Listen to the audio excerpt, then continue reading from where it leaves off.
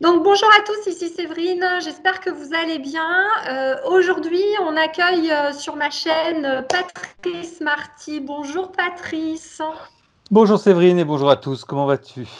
Très très bien et toi? Ouais, ça va, je te remercie. Alors écoute Patrice, donc je vais te présenter un peu à mes abonnés parce que Mhm. peut-être ils ne te connaissent pas. Donc moi je connais Patrice depuis quelques temps puisque je fais le salon de la Belge qui organise un salon du bien-être. Et donc Patrice est un chercheur autodidacte, c'est bien ça, hein, tu m'as dit. Absolument, ouais. Il a parcouru le monde, il s'est intéressé à beaucoup de cultures, d'ailleurs il fait des voyages initiatiques et donc j'en ai fait un avec lui l'année dernière. On a fait ensemble les crop circles au sud de l'Angleterre et c'était tellement passionnant, il nous a fait des conférences tous les soirs. Et du coup, j'avais vraiment envie, dans cette période un peu particulière, où voilà, il y a de plus en plus de gens qui disent qu'ils voient dans l'invisible. On a eu un atterrissage d'OVNI au Brésil. Je me suis dit, tiens, bah, ce serait intéressant de passer un moment avec Patrice, parce que Patrice, lui, il a parcouru le monde, il a vu un certain nombre d'objets qui semblent démontrer il existe bien d'autres civilisations. Mais du coup, je vais laisser la parole à Patrice. Il va vous expliquer tout ça et surtout, il va vous montrer quelques-uns de ces objets en fin de vidéo. Donc, restez avec nous parce que vous allez voir, il est passionnant. Allez, je te donne la parole. Je te remercie Séverine. Oui, c'est vrai que je suis un chercheur passionné, comme j'aime à le dire, et pas diplômé. Voilà, et je parcours le monde pour aller voir un petit peu tous les mystères, tu vois, comme ça, qui peuvent s'y cacher. Les crop circles, effectivement, qu'on a partagé l'année dernière ensemble, ça fait partie Ouais, de ces mystères que j'adore euh, que je trouve incroyable parce que c'est un phénomène qui est récurrent en plus depuis des c'est dizaines et vrai. des dizaines d'années, que tout le monde peut aller voir, c'est pas très compliqué. Bon, il faut quand même un guide sur place, mais sinon, voilà, ça a l'air libre, c'est pas caché dans une collection privée ou dans une grotte, donc c'est vrai que c'est assez simple. Et voilà, et puis des mystères, ben, il y en a un peu partout, il y en a en France, mais il y en a aussi à l'étranger, et c'est vrai que j'aime bien aller sur des sites comme ça pour aller me reconnecter à la connaissance des anciens, à cette connaissance, à ce savoir perdu des anciens, et essayer d'aller reconnecter des choses là-bas sur place. Et rien ne vaut pour moi justement d'être sur ces lieux et de voir tout ça pour de vrai, même si au départ je suis obligé de travailler par faire des recherches dans des bouquins, sur Internet, beaucoup, et puis après, ben, il faut franchir le cap et effectivement aller sur le terrain, quoi. Et ça, pour moi, Ouais. c'est important. Mais alors, parfois, je le fais seul, mais souvent, j'emmène des personnes avec moi et des groupes, des petits groupes. Voilà, on va vivre des expériences un peu particulières sur des sites sacrés, pour aller à la rencontre des autochtones, pour aller voir des objets parfois dans des musées, parfois dans des collections privées aussi, souvent, c'est souvent le cas. Donc, c'est grâce à tout ce réseau que j'ai aussi un peu partout qu'aujourd'hui, j'ai la possibilité d'aller voir toutes ces choses un peu mystérieuses. Voilà, donc Ah, ça va, super. ça va des crop circles, mais c'est aussi des pierres qui ont été retrouvées un petit peu partout à travers la planète. Des Mhm. pierres assez mystérieuses. Pour moi, c'est des bibliothèques qui ont été laissées par des anciens un peu partout à travers le monde. Alors, il y en a en France, il y en a en Amérique du Sud, il y en a, moi, j'ai été en voir au Mexique, j'ai été en voir au Pérou, en Équateur, en France aussi, il y a une belle collection. Enfin voilà, il y a pas mal de choses comme ça, un peu partout. Et moi, ça me plaît beaucoup de pouvoir aller sur le terrain et de voir tout ça. Et voilà, d'essayer de comprendre aussi les cultures, essayer de comprendre le pays, essayer de comprendre tout ce qui s'y passe et voir l'approche qu'il y a euh, dans ces différents pays avec justement tu parlais de civilisations différentes. Moi, je rencontre beaucoup d'anciens de tribus ou de choses comme ça avec qui je discute et à chaque fois, effectivement, ils me parlent de ces civilisations qui ont disparu ou qui sont repartis, on n'en sait rien, mais à chaque fois que j'en parle avec eux, ils me montrent tous le même endroit, Et ce c'est qui le est ciel. là-haut. Ouais, c'est là-haut, tu vois. Donc voilà, Et il y a beaucoup de preuves aujourd'hui à travers le monde de Et c'est ces vrai que Patrice, civilisations. en parlant de preuves, enfin moi la première fois que j'ai vu tes statuettes, Patrice va vous en montrer quelques-unes là en fin de vidéo, que tu vois ces êtres avec des crânes allongés, etc. Enfin, c'est assez surprenant.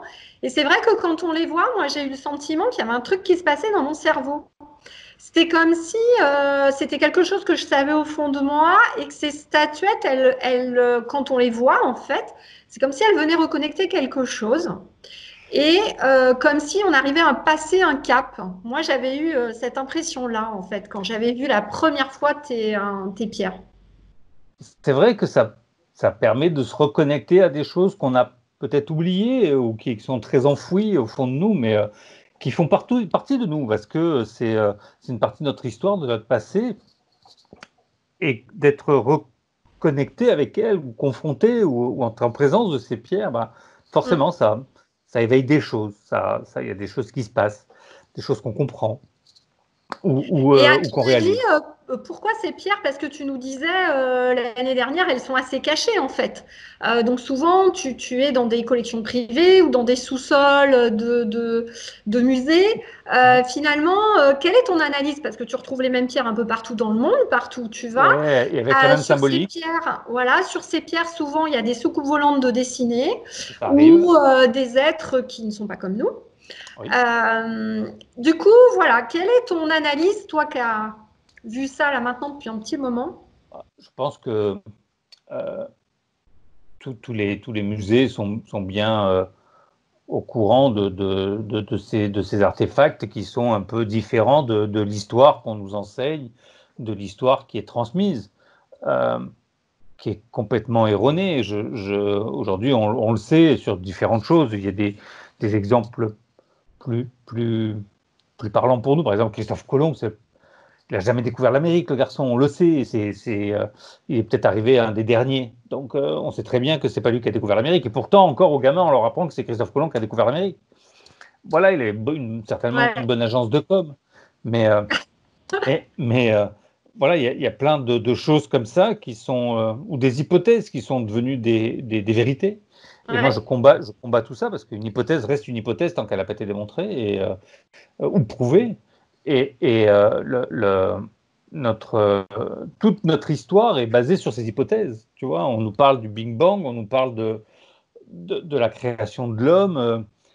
Ils n'en savent rien hein, quand même. Il faut être lucide. Hein. Mm. Et ils ne savent absolument pas comment l'être humain est arrivé sur Terre, comment il s'est développé. Alors, ils te parlent de l'hypothèse qu'on aurait évolué du microbe, du machin, du poisson qui serait sorti, qui est sur la Terre, qui aurait grandi. Enfin, voilà.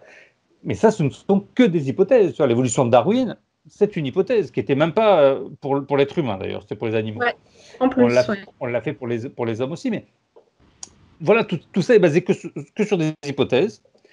Euh, et moi, je reste persuadé, c'est mon point de vue, hein, à travers tout ce que j'ai pu voir, les gens que j'ai pu rencontrer, je suis persuadé qu'effectivement, il y a une civilisation beaucoup plus avancée que la nôtre qui, à un moment donné, est venue sur notre planète.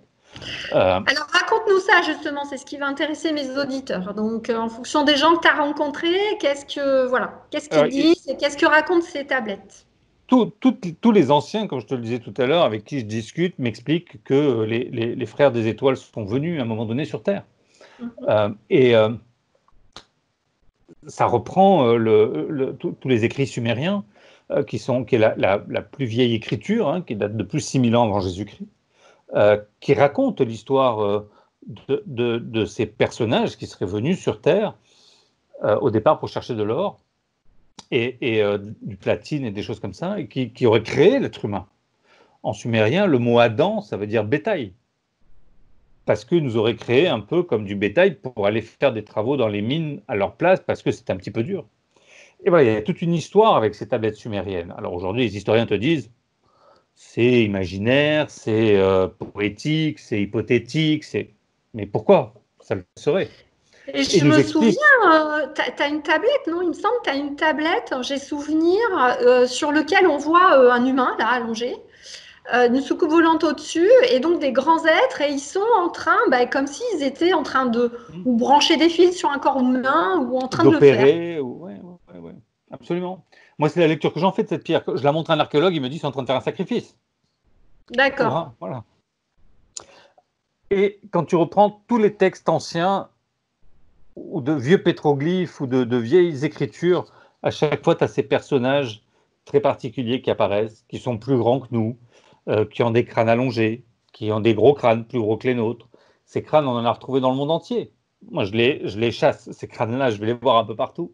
Et j'organise au mois d'octobre un voyage justement pour aller au Pérou et en Bolivie, et on va aller sur la trace de tous ces crânes longs qu'on peut retrouver là-bas dans le pays. Il y a aussi des momies extraterrestres qui ont été trouvées et qu'on va pouvoir aller voir.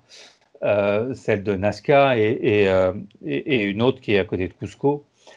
Et il y a aussi cette pierre qu'on appelle les pierres d'Ica, qu'on retrouve là-bas à Ica, qui sont des pierres sur lesquelles il y a des opérations à cœur ouvert, des trépanations, où il y a des personnes qui regardent dans des télescopes, il y a des choses incroyables, tout ça avec des personnages avec les crânes longs, et ces crânes longs, on les retrouve sur la planète entière, toute la planète, on retrouve ce peuple qui avait le crâne allongé. Et quand je dis allongé, ce n'est pas un crâne qui a été déformé artificiellement, ils naissaient vraiment avec des crânes longs, on a retrouvé des fœtus avec les crânes longs. Mmh. Et donc, sur les dates, tu as des datations On est à plus de 2000 ans avant Jésus-Christ ou 2500 ans avant Jésus-Christ, pour de plus anciens. Donc, ça veut dire 2500 ans avant Jésus-Christ, tu as des pierres, tu as des choses avec dessus, enfin, comment on va dire, du matériel technologique qui est dessiné, qui est en fait impossible à expliquer. Non, plus ancien que ça encore. Les pierres d'Ica sont beaucoup plus vieilles. Les pierres de Oruelos, celles du Mexique, pour certaines, ont été datées jusqu'à 50 000 ans. Oui. Et ça s'est arrêté à 50 000 ans parce que le carbone 14 s'arrête à 50 000 ans. Oui, voilà. Donc voilà, et donc c'est beaucoup plus ancien que ça encore. Et on retrouve dans le monde entier des pétroglyphes de ces personnages totalement différents de nous. Alors, on les retrouve en Afrique, on les retrouve aux États-Unis, on les retrouve en Australie, on les retrouve, mais dans le monde entier. On retrouve ces personnages qui étaient beaucoup plus grands que nous, des géants, qu'on appellerait nous des géants, qui faisaient au moins 3 mètres à peu près, tu vois. D'accord. Et ce mythe des géants, on le retrouve aussi avec David et Goliath, on le retrouve dans plein de choses. Mais c'est...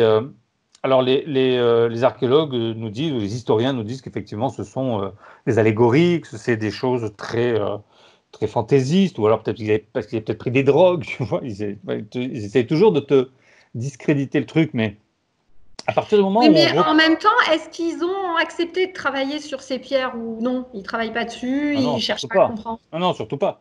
Même les crânes longs, il y a des tests ADN qui ont été faits sur ces crânes longs, parce qu'il reste des crânes longs sur Terre de l'os. Donc là, on peut faire on a une matière organique, on peut faire des datations, et on peut faire surtout des tests au niveau de l'ADN. Et le scientifique à qui on a donné les échantillons ne savait pas sur quoi il travaillait.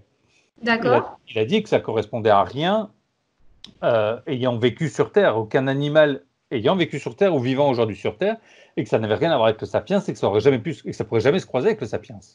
D'accord. Donc on est face à quelque chose qui est totalement différent de nous. Ça, les scientifiques, ils veulent pas le concevoir, l'entendre ou l'accepter.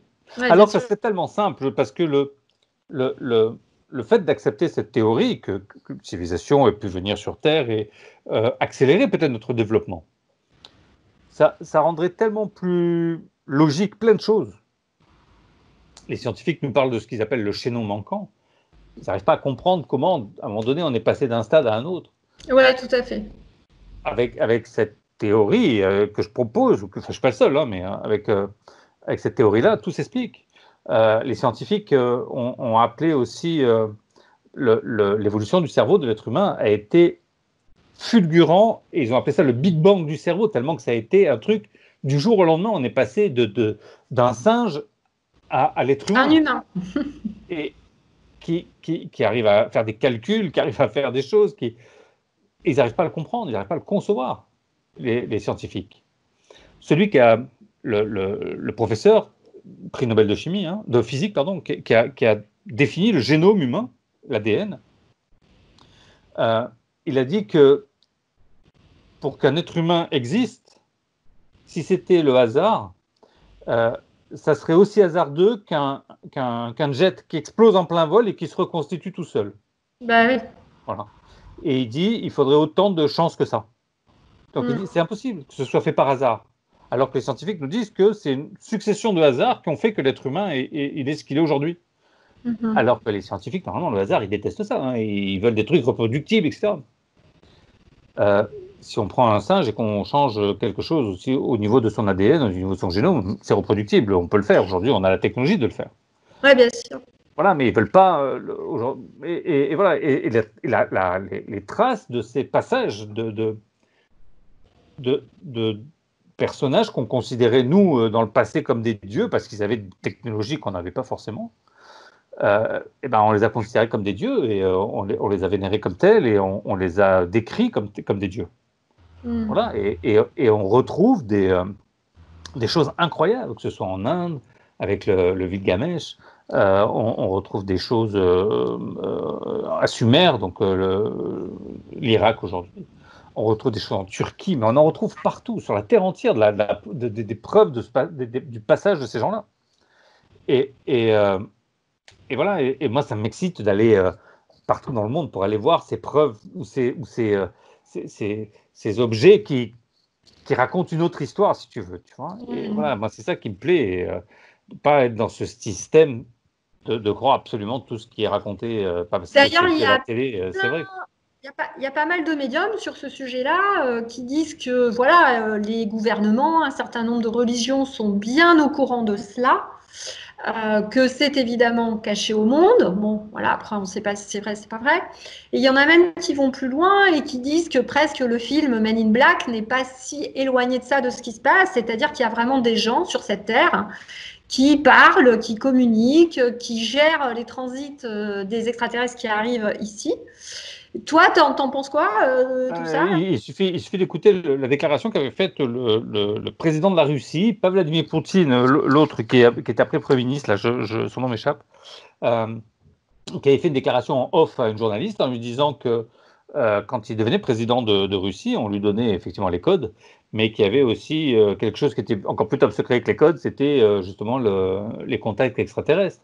Et il reprend l'exemple en disant que le film Men in Black, et on est encore loin de la vérité avec Men in Black, tu vois. Donc, voilà, et le mec, il te dit ça tout tranquillement. Hein. On a Paul Hélierre, ministre de la Défense au Canada, qui s'est prononcé aussi sur le phénomène. Le mec, ministre de la Défense, qui te dit, oui, effectivement, les extraterrestres, ça existe. Enfin, les ovnis, ça existe. Voilà, c'est des gens qui ont quand même un minimum à qui on peut porter crédit. Et il y a des milliers aujourd'hui de témoignages de personnes qui ont vu des choses qu'on n'arrive pas à expliquer. Voilà, si demain, moi, je suis témoin d'une agression dans la rue ou d'un crime dans la rue, je vais pouvoir aller témoigner et je vais être considéré comme un témoin par rapport à ça. Si demain, je vois un objet volant non identifié, je ne suis plus un témoin, je suis un rigolo, je suis quelqu'un qui a perdu la boule, je suis un fantaisiste, je suis... Tu vois, voilà. Donc, il y a deux poids, deux mesures et effectivement, je pense que les gouvernements sont bien évidemment au courant. Les religions, n'en parlons pas, puisque moi je vous conseille un très bon livre d'un monsieur italien qui s'appelle Mauro Biglino. Pour tes auditeurs, s'ils ne connaissent pas Mauro, allez chercher sur Internet, vous verrez. Il a été traducteur pour le Vatican pendant 17 ans. Donc le monsieur, il traduisait les textes sacrés pour le Vatican. Donc, parce qu'il parle couramment les anciennes langues mortes, l'hébreu, et voilà. Et au bout de 17 ans, il en a eu marre parce qu'il a démissionné parce que ce qu'il traduisait, c'est pas ce qui était retranscrit et diffusé. D'accord. Et donc il a dit maintenant j'en ai marre, je vais faire un bouquin avec les vraies traductions que moi je traduis, qui sont pas rediffusées. Il a fait un bouquin avec ça. Bon, il a vécu pendant 2 ans avec un garde du corps. Et voilà, aujourd'hui il en est à son 2e ou 3e bouquin. Et le premier s'appelle La Bible n'est pas un livre sacré. Alors forcément, l'Église n'a pas aimé la blague. Bien évidemment. Voilà, et d'où le garde du corps pendant 3 ans. Et c'est Star Wars, la Bible. Si tu le lis et que c'est traduit correctement avec les bons termes, c'est Star Wars, le machin. Ouais. Et voilà, et donc, voilà, toutes les... Oui, puis sachant qu'on sait très bien que dans la Bible, évidemment, n'a jamais été traduit justement tous ces passages et notamment toute l'enfance de Jésus, où justement il apprend à guérir, il a des communications à droite à gauche avec d'autres êtres. Toute cette partie-là a sciemment été il n'y a pas d'écrit surtout de ces parties-là. Hein. Il n'y a pas Pardon. d'écrit de cette partie-là, de cette période-là, de son enfance, il n'y a pas d'écrit. Tout à Euh, fait, pas donc, d'écrit. alors, on ne sait pas s'ils ont jamais été écrits, et c'est possible, ou est-ce qu'ils ont été détournés, est-ce qu'il aussi. Il y a des textes sacrés qui ont été détournés pour pas qu'ils apparaissent dans la Bible, qu'on a dit, on les a appelés des textes apocryphes, et dont on ne veut pas entendre parler, mais qui existent malgré tout. Et voilà, il ne faut pas croire que la Bible, c'est le livre par excellence. Des Bibles, il y en a une vingtaine, je crois, différentes, catholiques, je parle. Donc voilà, après, on s'en réfère à une ou à l'autre. Parfois, les textes varient et diffèrent. Donc il y a beaucoup de choses comme ça qui sont pas dévoilés, mais il faudrait réécrire effectivement les livres d'histoire. Voilà, moi je parcours le monde, je vois des pyramides, il y en a partout dans le monde aussi, alors que Bien sûr, on nous dit qu'il y en a qu'en Égypte. Nous, on en a vu une belle en Angleterre que je tout monte à à chaque fait. fois, une pyramide ronde à degrés, qui est magnifique, c'est Burry Hill. Voilà, il y a des traces d'une ancienne technologie, d'une ancienne connaissance, d'une ancienne civilisation sur Terre. Il y en a pléthore. Il y en a Et, plein. mais plein. Et aujourd'hui, si on veut avoir accès à cette connaissance, c'est très facile aujourd'hui avec Internet. On peut avoir accès à tout quasiment. Mm. Après, il y a ce qu'on appelle le libre arbitre et le discernement. Il faut effectivement aussi faire attention. Bien Mais sûr. voilà, aujourd'hui, on peut pas dire je savais pas. Voilà, parce que tout est possible d'avoir accès à tout, pardon, et de penser encore que ça n'existe pas, c'est parce que on ne veut pas savoir. Oui, Voilà, bien sûr. ça, il faut être clair, c'est parce qu'on ne veut pas Est-ce savoir. que tu as, toi, du coup, avec toutes tes visites, parce que moi, souvent, bon, j'ai quelques infos à droite à gauche, je pourrais les partager aussi, j'ai un certain avis. Comment tu penses que, du coup, ces peuples extraterrestres collaborent avec les gouvernements Est-ce que Aucune tu as, idée, je ne suis pas en contact tu ni t'es fait avec une les peuples opinion extraterrestres, ou- je ne suis ni en contact avec les peuples extraterrestres ni avec les gouvernements, donc j'en sais strictement rien. Maintenant, s'ils étaient en contact, ça ne me surprendrait pas du tout, quoi. Voilà, il y a eu des rumeurs de contact avec Eisenhower dans le passé. Il y a eu, voilà, bon, après, j'y étais pas, donc je ne peux pas savoir si c'est vrai ou pas, tu vois. Mais si c'était le cas, ça ne me surprendrait pas plus que ça. Voilà, je pense que ils ont surtout pas envie que ça se sache parce qu'ils vont perdre un pouvoir, parce On est bien d'accord. ils vont perdre plein de choses. Il faut savoir qu'aujourd'hui, ce qui rapporte le plus d'argent sur Terre aujourd'hui, euh, dans le monde capitaliste dans lequel on vit, c'est la guerre. On est C'est d'accord. ce qui génère le plus d'argent. Si Et j'ai envie demain, de dire la guerre sous toutes ses formes. à toutes, toutes, C'est-à-dire qu'en ce moment, par exemple, on assiste à une guerre médiatique sans précédent qui permet aussi voilà, à des gens de bien s'enrichir sûr, derrière, à faire monter des cours de complètement, bourse, etc. Donc complètement. c'est vraiment une guerre pas qu'avec les armes, Oui, mais Macron l'a c'est dit, une on guerre est en sous guerre, toutes les formes. tout à fait. Euh, et je ne sais plus ce que je voulais dire. Les différents gouvernements, forcément, à mon avis, sont effectivement au courant, ouais. Tu disais que c'était la guerre qui rapportait le plus d'argent. Oui, c'est ça, c'est la guerre qui rapporte le plus d'argent. Et si demain, ouais, c'est ça que je voulais dire, si demain, euh, on avait une connaissance certaine d'une présence extraterrestre, je suis persuadé que les êtres humains arrêteraient de se faire la guerre parce que on serait plus africains, américains, européens, asiatiques, on serait terriens parce qu'il y aurait autre chose au-dessus de nous. Ça nous fédérerait, nous, en tant qu'êtres humains. Et j'ai l'impression qu'il n'y aurait plus Belle de raison vision. de se faire la guerre entre des différents pays, entre différentes frontières, par rapport à différentes religions, parce que le plus important, ça serait la Terre par rapport au reste de l'univers, tu vois. Ouais, tout à fait. Et il n'y aurait plus besoin de guerre sur Terre. Et ils perdraient tout leur pognon, et ça, ils n'ont pas envie. Ah, bien sûr. L'Église perdrait aussi beaucoup d'argent. Bon, elle en perd pas mal, mais elle a de belles réserves. Voilà, donc il y a plein de paramètres comme ça qui font que les gouvernements ou les religions, voilà, ceux qui dirigent un petit peu la planète, n'ont pas forcément envie C'est ça. Je te qu'on propose connaisse. maintenant, Patrice, peut-être de commencer à montrer une de tes pierres, peut-être de Ouais, nous si tu raconter veux, avec l'histoire où tu plaisir. l'as trouvée. Tu dois Alors, bien avoir des histoires sympas à nous raconter. Ouais, ça, c'est des pierres que j'ai ramenées du Mexique, d'un petit village qui s'appelle Oruelos, au Mexique. Oruelos, ils ont retrouvé entre 35 et 40 000 pierres comme celles que je vais vous montrer. J'étais invité au mois de mai 2019 à aller faire une conférence là-bas, pendant ce congrès à Oruelos, où ils parlent des différentes civilisations. Et là, il y avait le maire de la ville qui avait une table avec toutes les pierres qu'il avait trouvées. Il y avait le préfet de la région qui avait sa table qui montrait toutes les pierres qu'il avait trouvées. Ils sont en train de voir cette C'est conférence. marrant, j'imagine pas notre président français avec ses ministres et les pierres sur une table. Non, hein, non, c'est sûr. Et voilà, donc c'était super amusant de voir tous ces gens qui avaient des collections privées de ces pierres-là.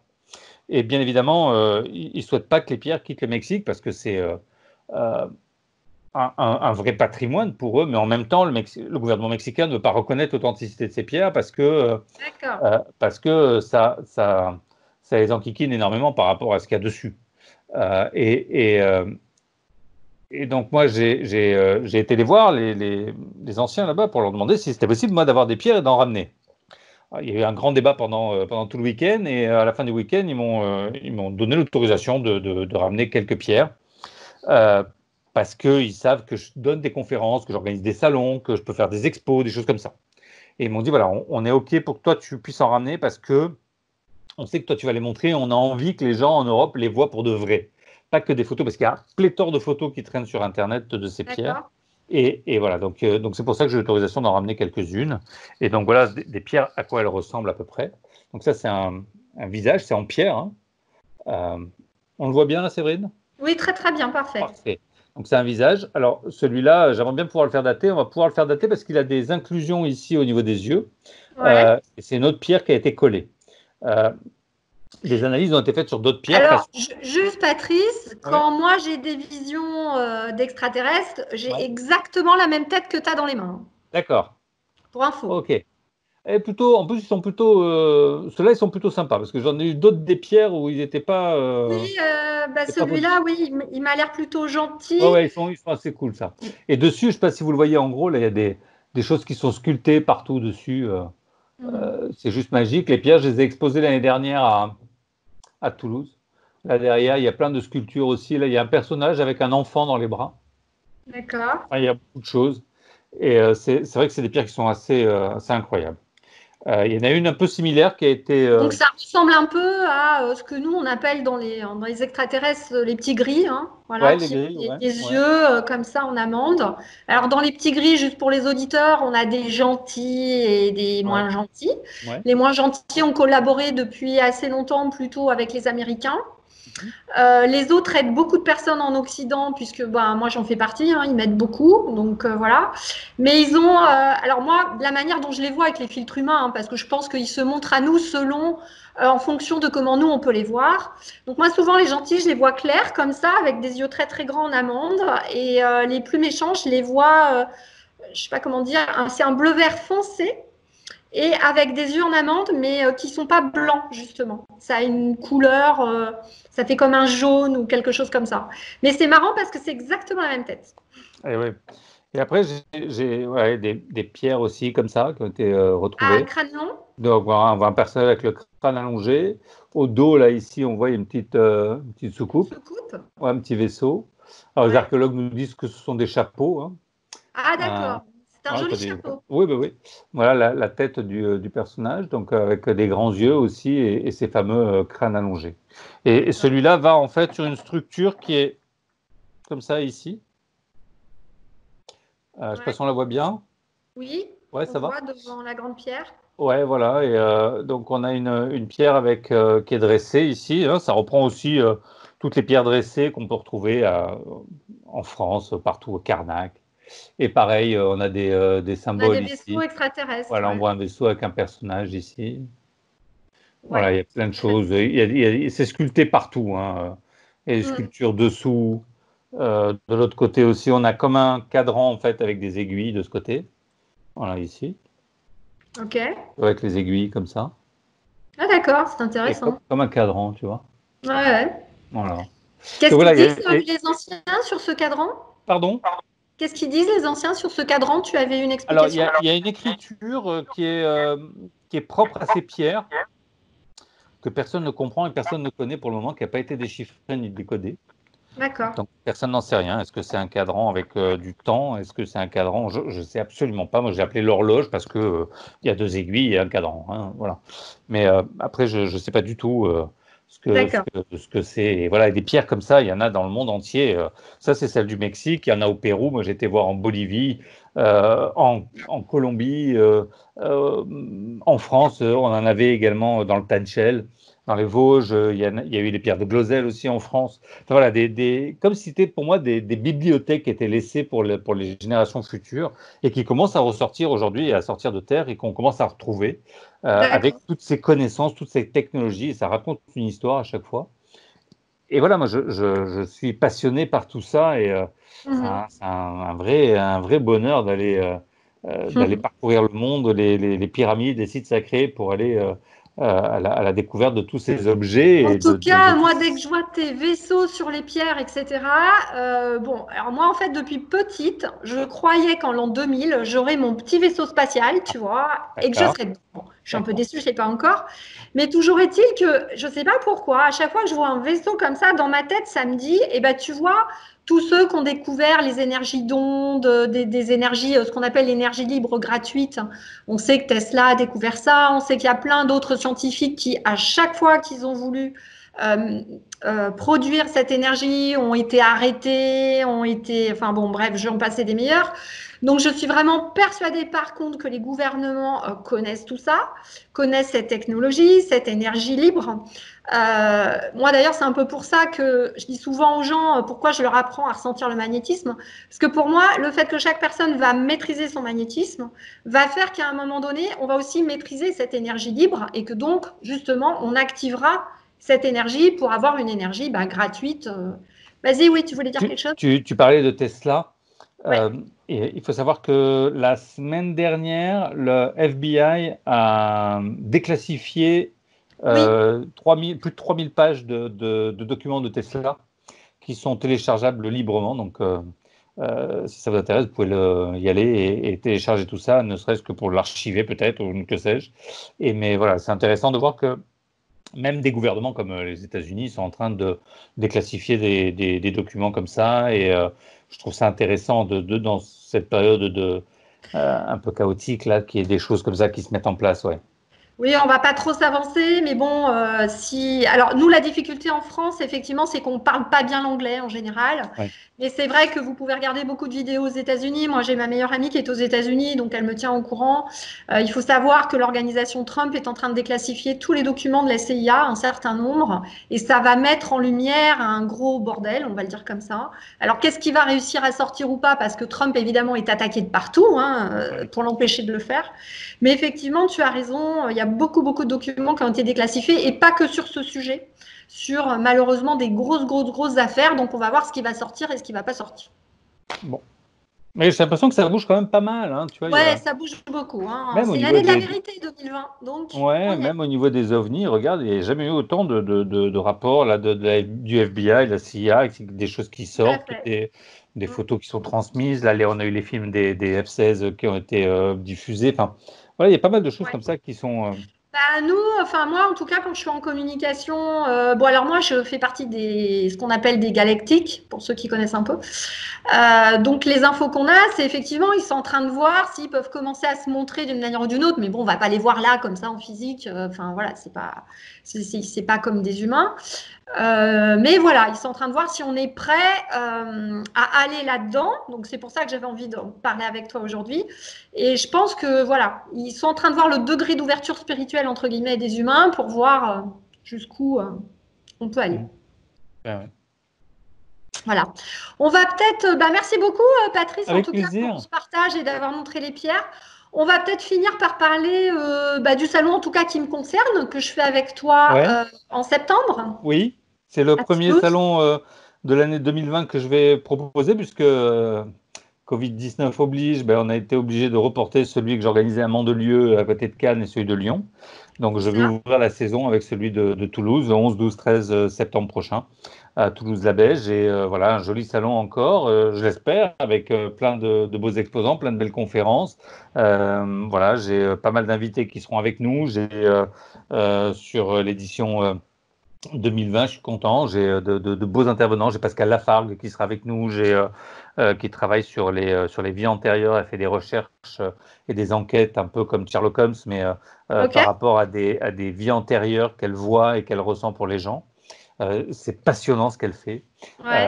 Voilà, je vais avoir Christophe de Médicis aussi qui travaille sur le Ok. coaching, qui fait un gros travail en coaching. Je vais avoir le prince du Cameroun qui sera avec nous. Qui est un vrai prince, c'est le vrai prince du Cameroun qui sera là, et voilà, qui est en exil et qui a un message de paix et de liberté, Ah, d'égalité, de super. fraternité qui sera avec nous, qui est juste incroyable. Voilà, c'est plein de gens magnifiques encore qui seront avec nous pour de belles Mhm. conférences, de belles choses. Et voilà, je suis vraiment ravi. Et Jacques Martel sera avec nous également, de nouveau à Toulouse. Et voilà, et il sera avec nous sur tous les salons que je fais donc sur ce septembre. Du coup, je vais en avoir 3 qui vont s'enchaîner les uns derrière les autres, avec Toulouse en premier, Lyon en deuxième et Mandelieu en 3. Et finir l'année avec celui de Bordeaux au mois de novembre.